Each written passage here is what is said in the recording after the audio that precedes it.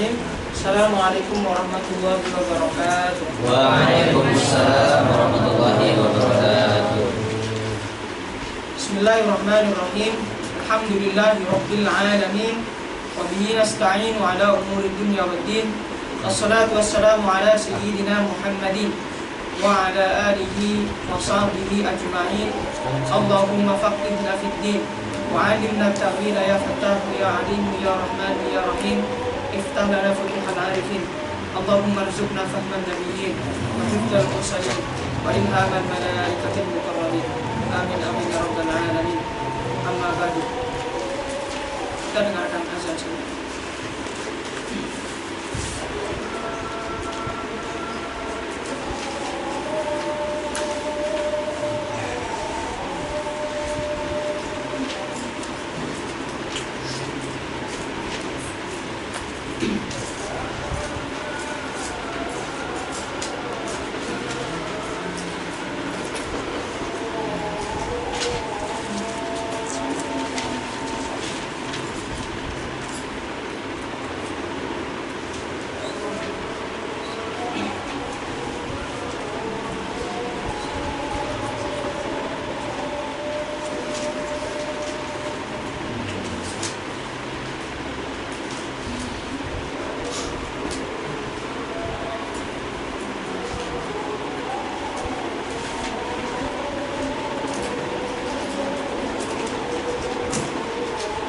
Ada yang pakai azan ya?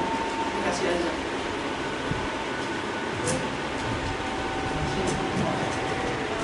Apa?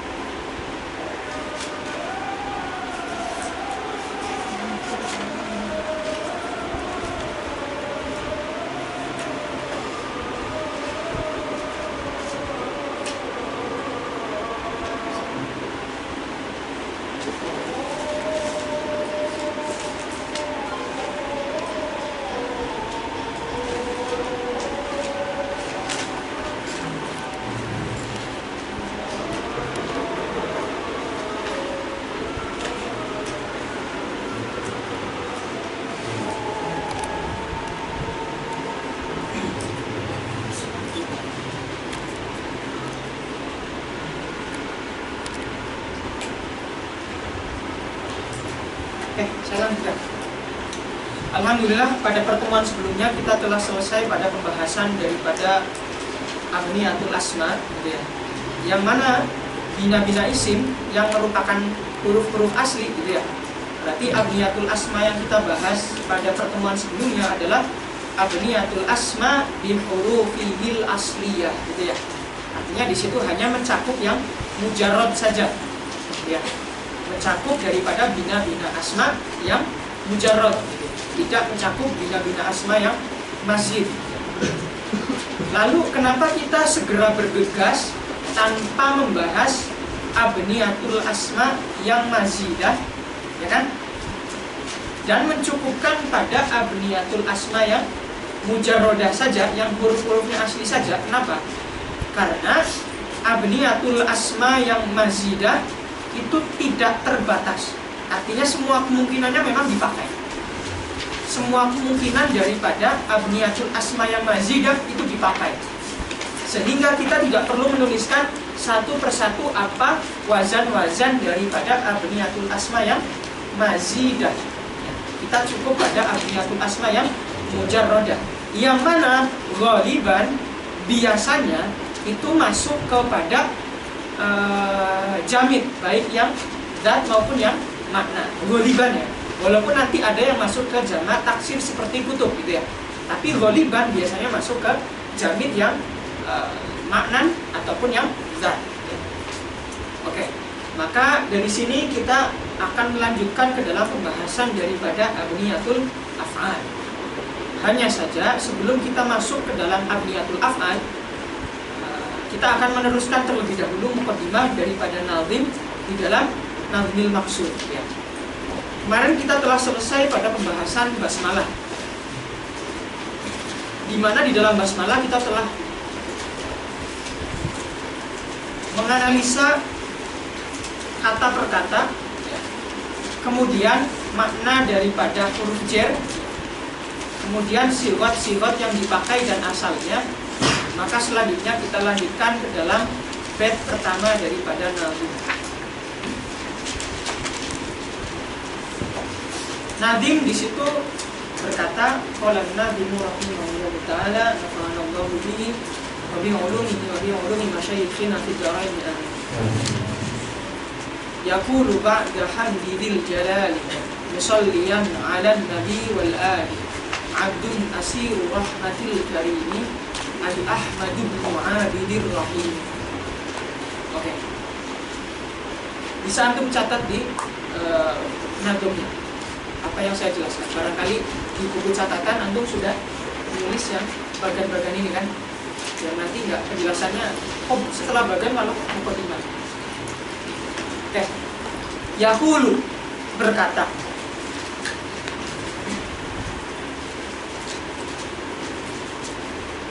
secara zahir kita melihat diksi yaqulu atau pemilihan kata daripada yaqulu menggunakan fi'il mudhari, yang mana fi'il mudhari bermakna hadas berupa qaul yang disertai dengan zaman hal atau mustaqbal.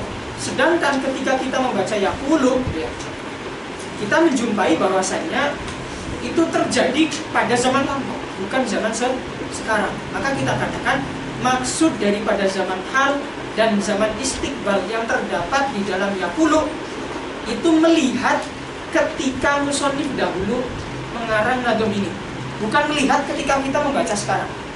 Jadi barometernya adalah melihat ketika musannif mengarang pada zaman dahulu. Pada waktu itu beliau ketika sedang mengarang, beliau mengatakan yaqulu, bukan melihat sekarang ketika sudah menjadi hasilnya.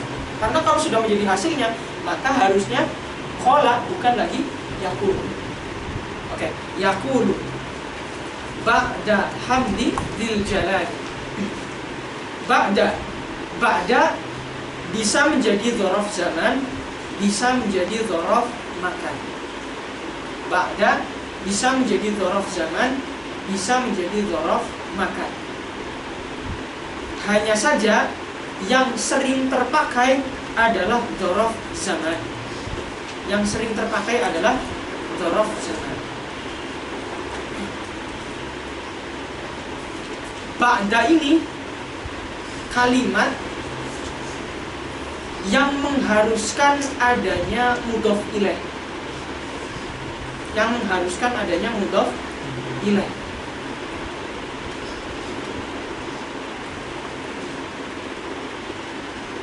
Ba'da bermakna atau memberikan faidah tarohi. Tarohi itu berarti setelah gitu ya. At-tarohi. Yang maknanya adalah setelah. Berarti ketika dikatakan ba'da adalah dzaraf zaman, maka makna tarohinya adalah setelah waktu yang sudah dilewati kalimat sebelumnya. Misal, ja'a Zaidun ba'da Amrin. Ya. Berarti datangnya Zaid ya. Ja'a Zaidun ba'da Amrin. Berarti datangnya Zaid ya berlangsung setelah waktu berlangsung. Ja'a Zaidun ba'da Amrin. Berarti datangnya Amr berlangsung setelah datangnya Zaid. Ya. Ja'a Zaidun ba'da Amrin. Berarti datangnya Amr, ya, datangnya Amr berlangsung setelah datangnya Zaid. Ya. Berarti tidak sekedar Amr setelah Zaid saja, tapi di situ hadasnya tetap ikut. Karena yang zaman yang menempel di dalam kalimat ja'a Zaidun ba'da Amr itu zaman yang terdapat di dalam ja'a. Zaman yang terdapat di dalam ja'a. Karena ba'da sendiri, kalau kita menjadikan dia sebagai dzaraf zaman, dia tidak punya zaman tertentu. Dia akan mendapatkan makna zaman ketika sudah dihubungkan dengan fi'il sebelumnya, ya, atau isim yang bisa menepati posisi fi'il, ya. Maka dari sini makna setelah artinya adalah setelah datangnya, gitu ya, tidak sekedar setelah Zaid saja. Kalau dia digunakan sebagai dzaraf zaman. Sekarang kalau dia digunakan sebagai dzaraf makan, dan ini jarang sekali, maka faidahnya adalah litartib. Faidahnya adalah litartib. Maksudnya adalah urutannya, gitu ya. Maknanya adalah urutannya. Misal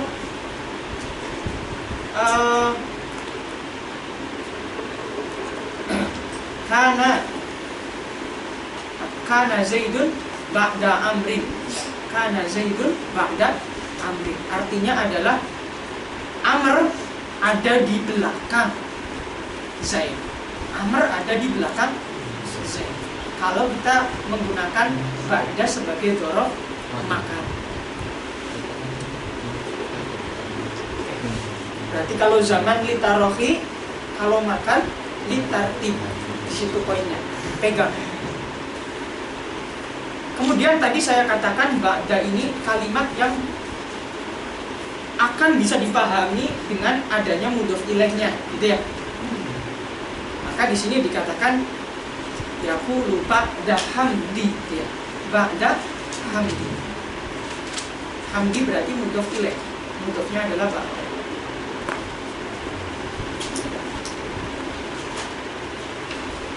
Kemudian ba'da ini adalah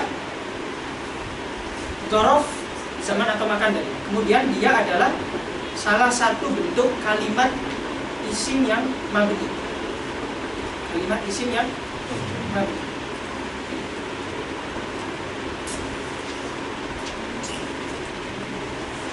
Cuma ketika kemasukan min, maka dia boleh majrur ketika kemasukan min. Hukum asalnya maksudnya. Hukum asalnya. Cuma ketika kemasukan min boleh majrur. Seperti min ba'di. Sering banget kan ya? Kemudian ketika kita menghilangkan mudhof ilaihnya secara lafaz dan meniatkan mudhof ilaihnya secara makna, maka boleh dimabnikan dengan dhamma. Min ba'du atau ba'du. Amma ba'du, kan ya? Maksudnya adalah amma ba'dal madhkuri, gitu ya. Kemudian lafaz yang sudah disebutkan kan panjang banget, nggak mungkin disebutin lagi kan? Akhirnya dihapus, tapi diniatkan sebagai ada mudhof ilaih, cuma diniatkan saja. Ada kok ada, cuma kita hapus saja secara lafaz, tapi secara makna ada. Maka kita ganti yang tadinya nasab atau fathah menjadi dom. Amma ba'du, maksudnya adalah amma ba'da. Bismillahirrahmanirrahim. Alhamdulillahirrahmanirrahim. Kalau nyebutin lagi bolak-balik kan ya? Maka nggak perlu disebutkan, dibuang, diniatkan masih ada dengan memberikan alamat dom. Oke. Hamdi menjadi mudhof ilaih. Dia juga masdar, itu kan ya? Dia masdar daripada hamidaya maju.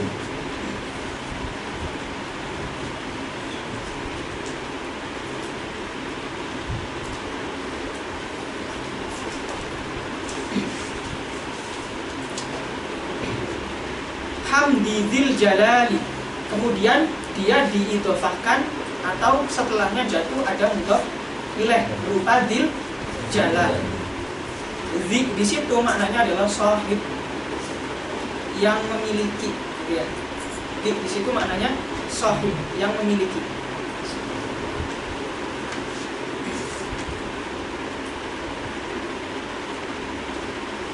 Kemudian al-jalal itu masdar daripada jalla yajillu.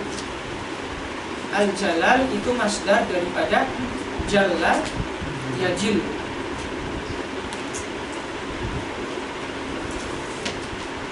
Jalal.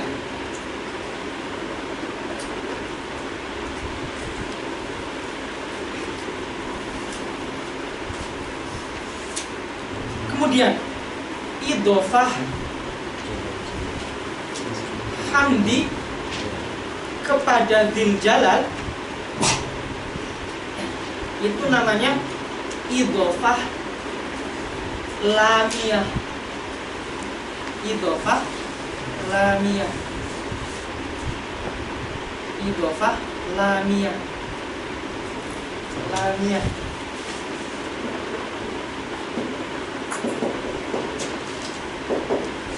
Lamiyah. Maksudnya idhofah lamiyah itu apa sih? Idhofah yang memiliki takdiran lam. Berarti kalau kita katakan hamdi dzil jalali, maksudnya adalah hamdi li dzil jalali. Seperti qalamu Zaidin, ya kan? Maksudnya adalah qalamun Zaidin. Itu idhofah lamiyah. Berarti kalau memiliki takdiran min gimana? Berarti nanti dikatakan idhofah minniyah. Jadi saya perkenalkan istilah seperti ini karena ini sering dipakai di kitab-kitab tulis. Idhofah lamiyah. Kalau antum asing kan idhofah lamiyah itu apa? Ini nggak pernah ada di buku. Ya, maksudnya adalah idhofah yang punya takdiran lam. Kalau minniyah yang punya takdiran min. Ya. Selain itu Kak dari segi dari segi takdiran. Kemudian dari segi makna, hamdi dzil jalali itu adalah idhofatul masdar ila fa hamdi dzil jalali ila maf'ulihi bihi.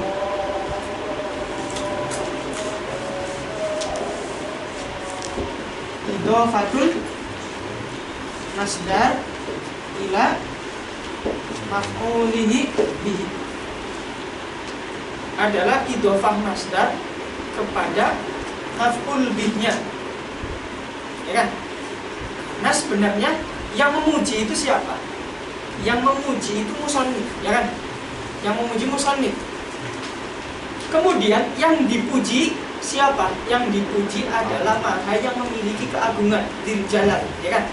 Nah, berarti di situ Dzil Jalal kalau kita rubah jadi jumlah khobariyah, maka Dzil Jalal itu menjadi objek atau menjadi maf'ulun bihi, ya. Maka kalau ada idhofah bentuknya seperti ini, artinya idhofahnya yang bisa kita jabarkan nih. Mana fa'ilnya, mana maf'ulnya. Maka di sini kita simpulkan idhofahnya adalah idhofatul masdar karena hamad masdar tadi. Kemudian Dzil Jalal kalau kita rubah jadi khobar apa? Oh, dia maf'ulun bihi. Oh, berarti dia idhofatul masdar ila maf'ulihi bihi. Idhofatul masdar ila maf'ulihi bihi. Berarti yaqulu berkata ba'da hamdi, ya.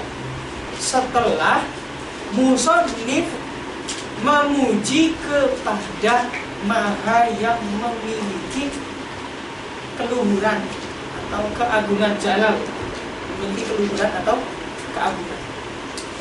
Oke, yaqulu ba'da hamdi dzil jalal. Kemudian musallian,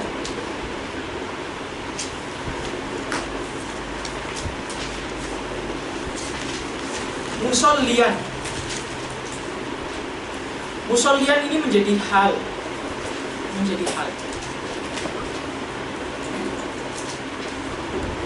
Maksudnya adalah dalam keadaan memberikan sholawat, gitu ya. Dalam keadaan memberikan sholawat. Siapa yang memberikan sholawat? Musannif. Berarti kalau sholawatnya dari musannif, makna sholawatnya apa? Sekarang as-sholah, sholawat.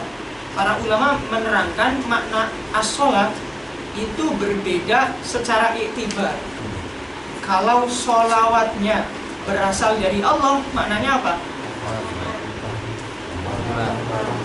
Maknanya? Enggak kedengeran? Rahmat. Oh, berarti Allah sedang memberikan rahmat gitu ya? Bukan rahmat. Allah sedang memberikan rahmat gitu. Berarti ketika innallaha wa malaikatahu yusholluna 'alan nabi. Berarti Allah memberikan sholawat kepada Nabi, maksudnya Allah memberikan rahmat kepada Nabi. Kalau malaikat berarti apa? Istighfar.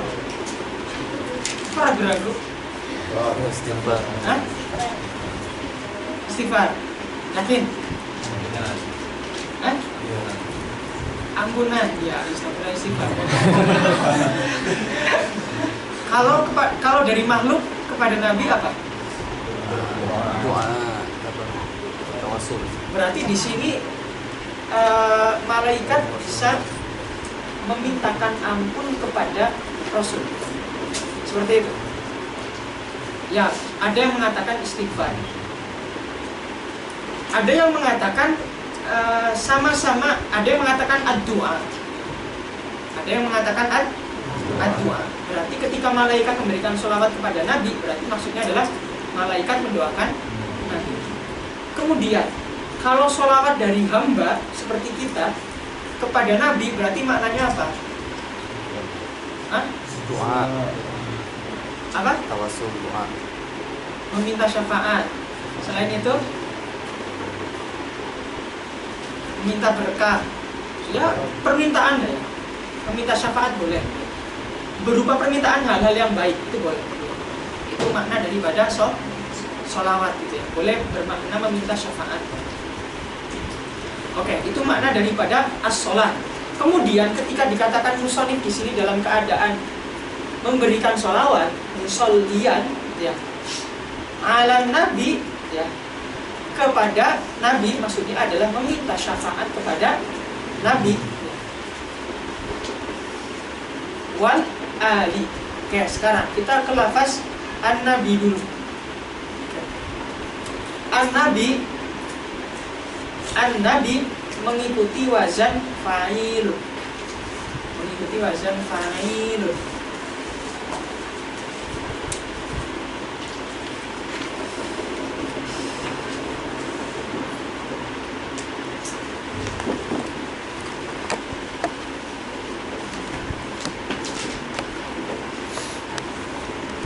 Ada yang mengatakan an-nabi ini diambil daripada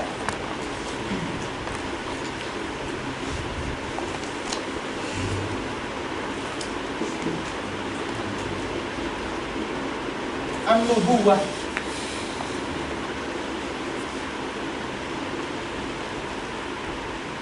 Oke. Berarti ya-nya di situ, ya yang terakhir adalah pengganti dari waw. Ya. Kalau bermakna an-nubuwah.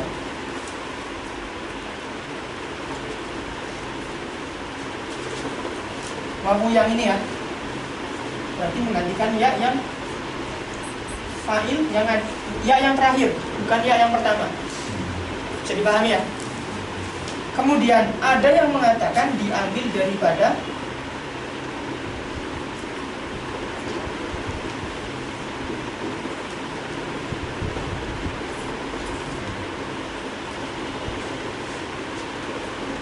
naba'a, an-naba, boleh. Berarti ya-nya di sana mengganti daripada apa? Daripada hamzah. Ya. Oke. Lalu bedanya apa? Kalau yang pertama maknanya adalah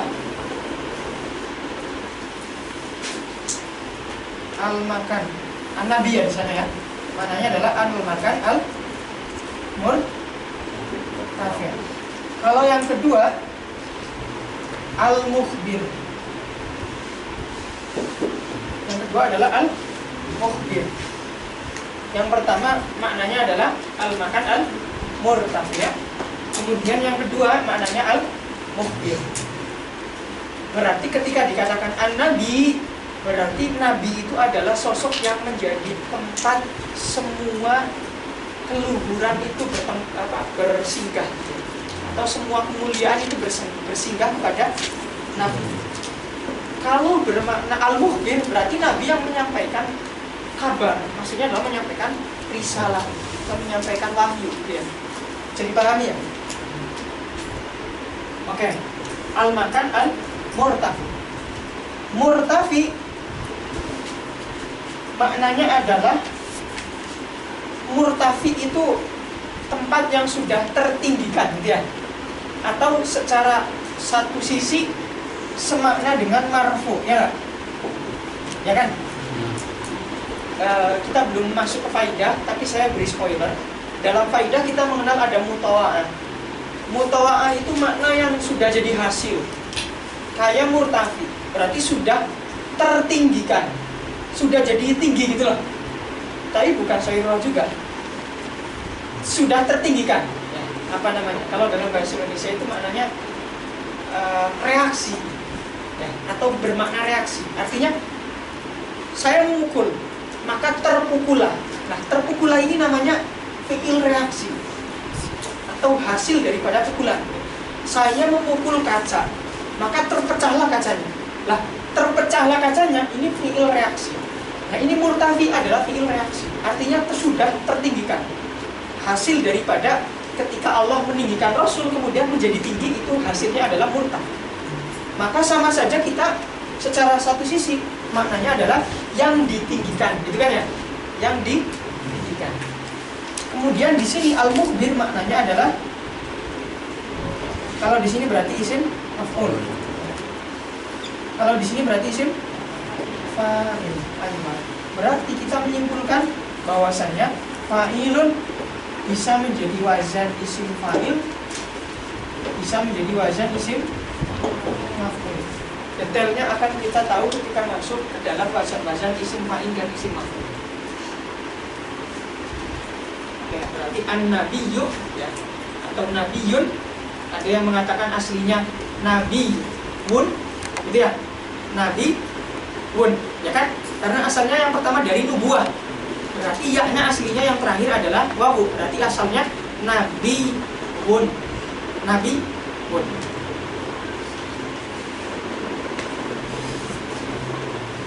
Tidak, saya jelasin. Nabiyun.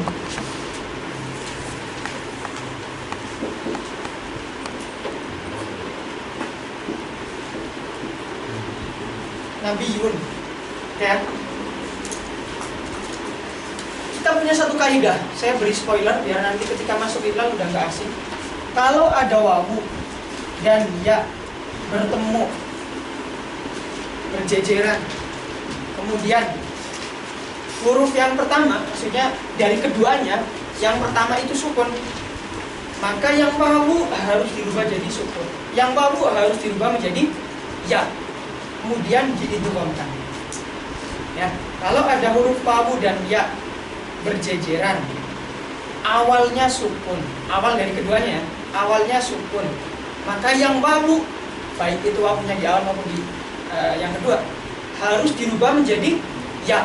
Kemudian kedua ya ini diidghamkan, maka menjadi nabiyun. Ini sama kejadiannya seperti apa? Seperti sayyidun. Asalnya apa? Sayyid. Ya, gitu.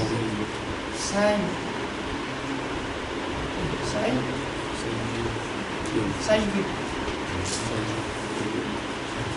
Sama ya? Kemudian itu kalau kita mengatakan yang makna nubuah, berarti nabi pun. Kalau mengatakan maknanya adalah ya-nya adalah hamzah, berarti asalnya adalah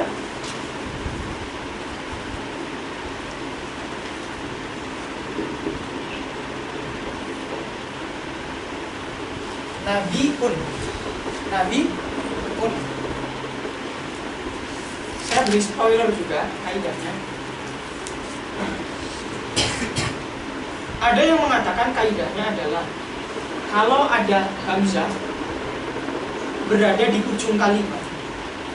Kalau ada hamzah berada di ujung kalimat.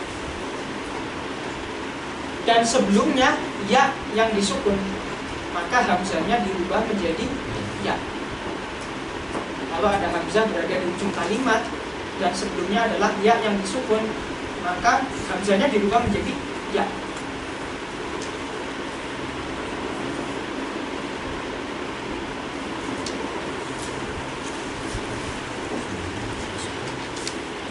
Tujuannya apa? Littakhfif. Untuk littakhfif.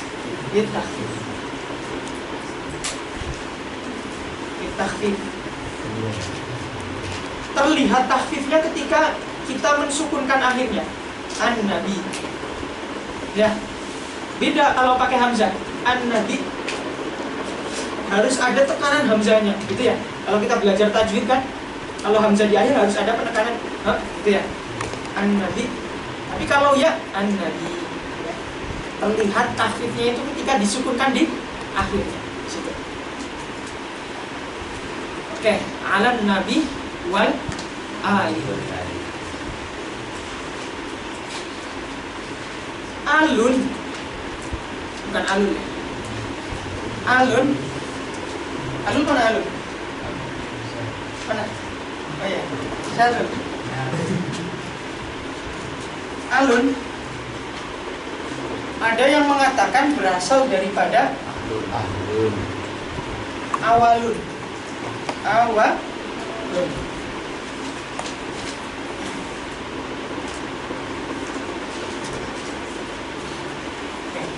Maknanya adalah dekat. Maknanya adalah dekat. Maknanya dekat. Kita punya kaidah, kalau ada wawu atau ya berharokat, ya. Kalau ada wawu atau ya berharokat, kemudian sebelumnya ya, huruf shahih yang di fathah, ya huruf shahih kan, hamzah huruf shahih, karena bukan alif, bukan wawu dan bukan ya. Kemudian sebelumnya hamzah yang sebelumnya huruf shahih yang berfathah, maka wawunya harus dirubah menjadi alif, maka menjadi alun. Ya, kalau alif nggak perlu harokat. Alun, ya. Kemudian untuk meringkas lafaznya, maka pakai ini. Maknanya dekat, maknanya dekat. Ada yang mengatakan alun ini asalnya adalah sebelum kesini. Kok bisa kita mengatakan asal daripada alif yang ada pada alun adalah wawu? Karena tasghir daripada alun adalah uel. Jadi orang kecil dekat, orang kecil yang dekat itu maksudnya adalah mungkin kerabat kecil yang dekat, gitu ya, kerabat kecil, kerabat yang kecil, tasghir, gitu ya, karena tasghirnya adalah uel. Maka jelas di sini wawunya muncul, gitu ya, wawunya muncul, maka asalnya wawu. Kemudian ada juga yang mengatakan asalnya adalah ahlun.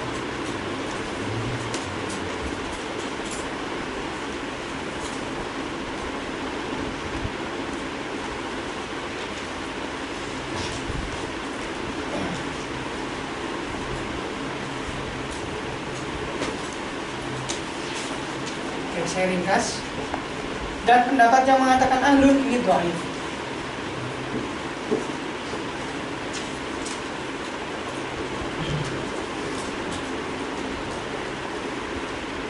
Pendapat yang mengatakan ahlun ini dhaif.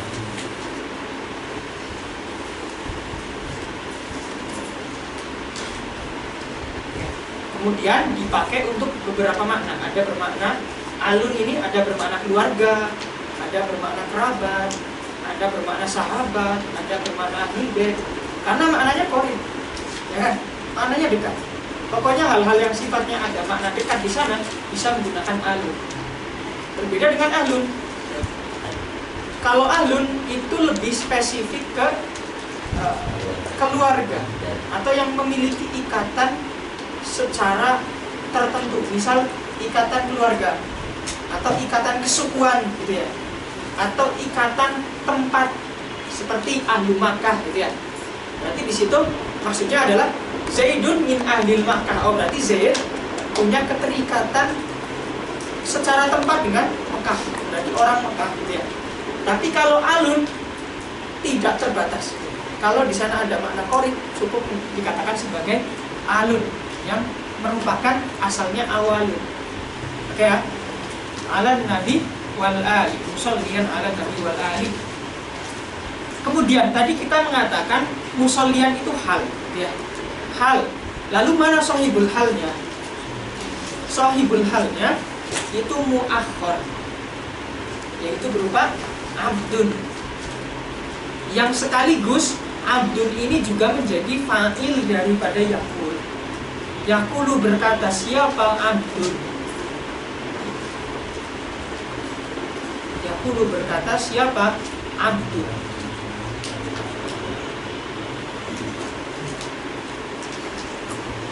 Ya, berarti di sini sahibul halnya muakhkhar, kemudian halnya muqaddar. Abdun. Abdun itu punya 3 makna. Ada abdun yang bermakna makhluk, ada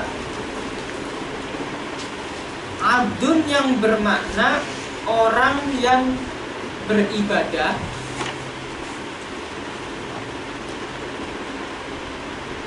ada abdun yang bermakna budak. Ada abdun yang bermakna budak. Ada 3 makna ya. Lalu makna yang dipakai di sini abdun yang mana? Yang dipakai di sini adalah abdun yang bermakna makhluk.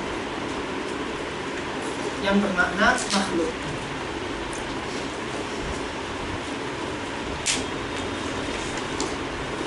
Dan abdun ini masdar daripada apa? Dari abidaya.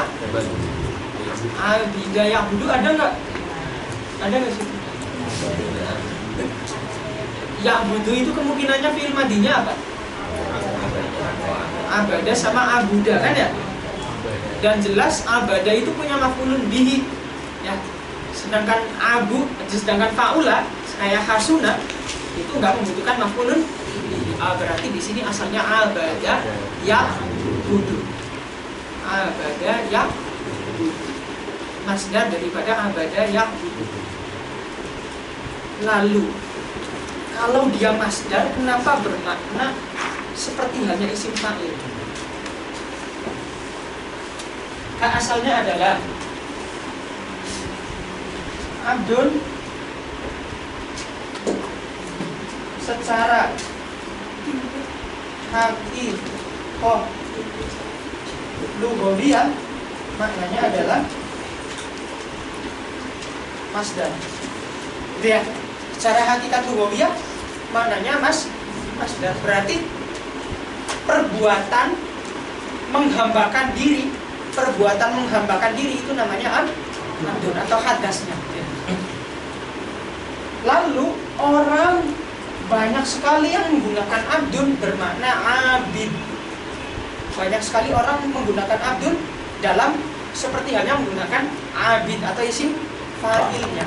Maka dia berpindah dari awalnya hakikat lugawiyah berubah menjadi hakikat urfiyah. Kenapa dikatakan hakikat urfiyah? Karena sudah sering terpakai, sudah menjalar kemana-mana, seakan-akan menjadi hakikat ya. Tapi hakikatnya bukan lugawiyah, karena secara lugah abdun itu masdar, hanya punya makna hadas. Maka kita katakan ya udah hakikatnya urfiyah lah, secara uraf saja, karena sudah sering dipakai. menjadi bermakna isim fa'il atau bermakna abid.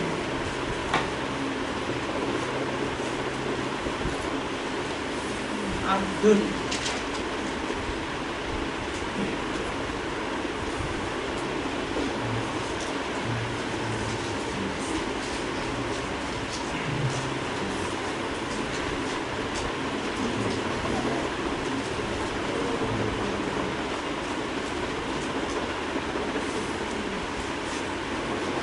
Oke.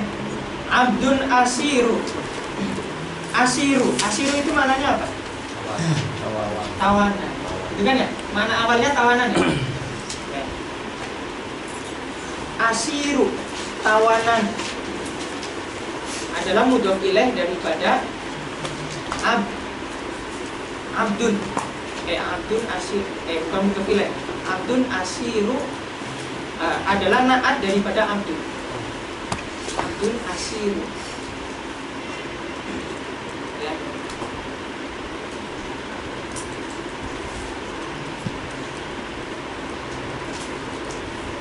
Oke. Asiru makna awalnya adalah tawanan. Itu makna asalnya. Atau kita katakan makna mutobakohnya. Makna mutobakohnya. Seperti halnya ketika dikatakan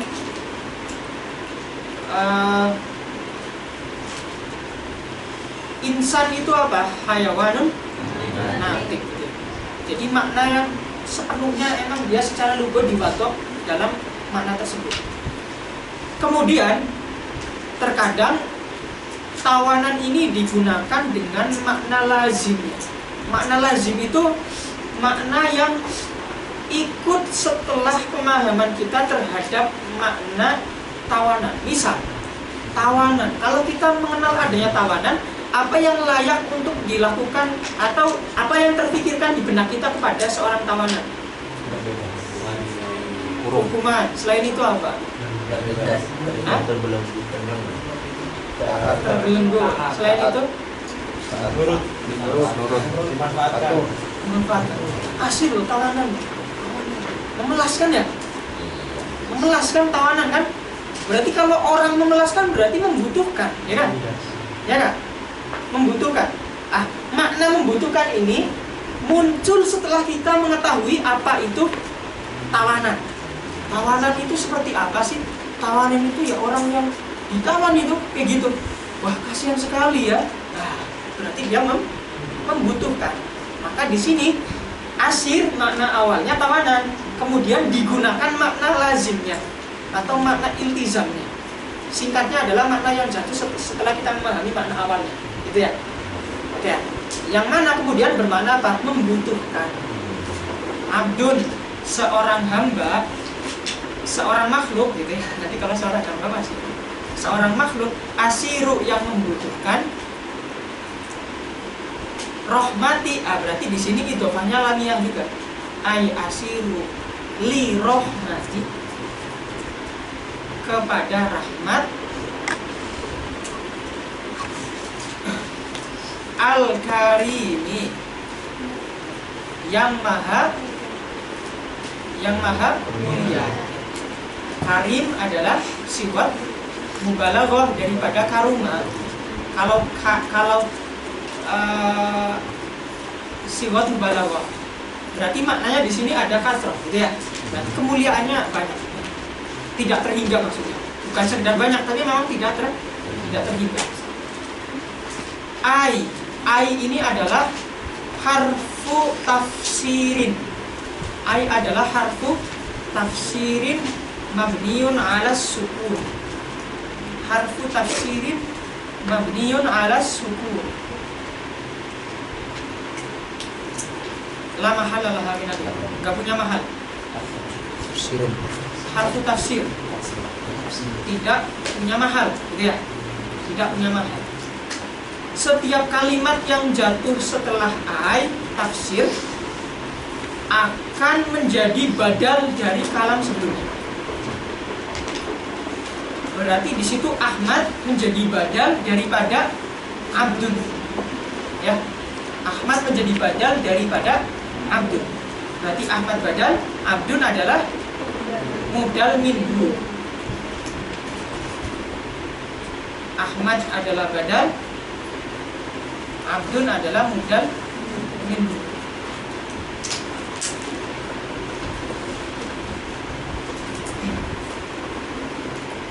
Oke. Ai Ahmadubnu, ya. Berarti maksudnya adalah makhluk tadi adalah seseorang gitu ya, atau rupanya adalah syekh yang bernama Ahmad. Kemudian Ibnu menjadi apa? Jadi apa? Jadi badal, boleh. Jadi badal dari Ahmad. Alifnya kemana? Alifnya kemana? Ibnu kan? Alifnya kemana? Hamzah wasol. Dibuang. Tapi terkadang juga ada kita menjumpai Abdullah. Ini misal ya. Ini Ahmad misal. Nggak harus benar. Walaupun nggak ada orang yang namanya seperti ini. Terkadang seperti ini juga. Kenapa? Karena ada kias di sini. Kalau sebelum ibnun ini berupa kunyah atau lakob, ya. Kalau sebelum ibnun berupa kunyah atau lakob, maka hamzah alifnya harus dipertahankan. Ada kias. Kalau sebelum ibnun kunyah atau lakob, maka alifnya dipertahankan.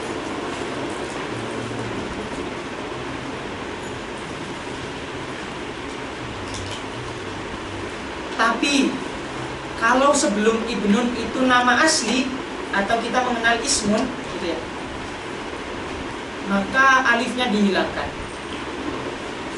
Masuk nggak maksudnya? Paham ya? Berarti di sini ai Ahmadubnu ada alifnya nggak? Nggak ada ya? Nggak ada. Berarti di sini Ahmad adalah nama asli daripada musannif, bukan kunyah dan bukan juga lakob.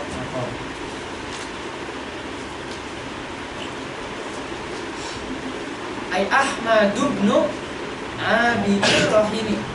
Kalau kita lihat nama aslinya, sebenarnya nama bapaknya itu bukan Abidur Rahim, bukan, tapi Abdur Rahim. Maka kita katakan kita mengucapkan Abid di situ, tetapi menginginkan mengucapkan Abdun, karena secara penggunaan antara Abid dengan Abdun sama saja, gitu ya. Secara penggunaan maknanya sama kan? Kita nggak melihat ini ya awal wadok, tidak. Tapi secara penggunaan maknanya sama-sama bermakna atau hamba, itu ya. Sama-sama bermakna hamba. Maka tidak masalah di sini ketika Abdun diwakili oleh Abid. Untuk apa? Lil wazn, untuk menyesuaikan irama daripada baitnya. Ai Ahmadubnu Abidin, ai Ahmadubnu Abdir Rahim.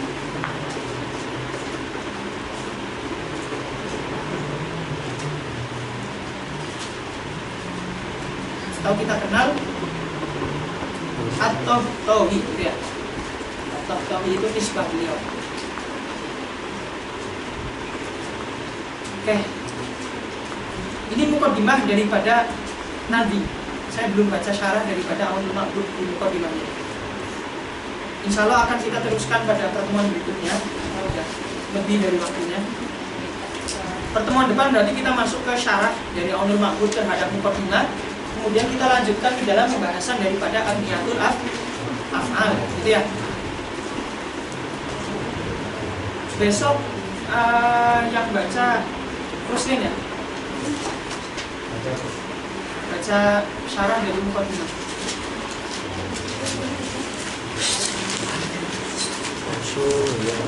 Kemudian untuk yang halaman 30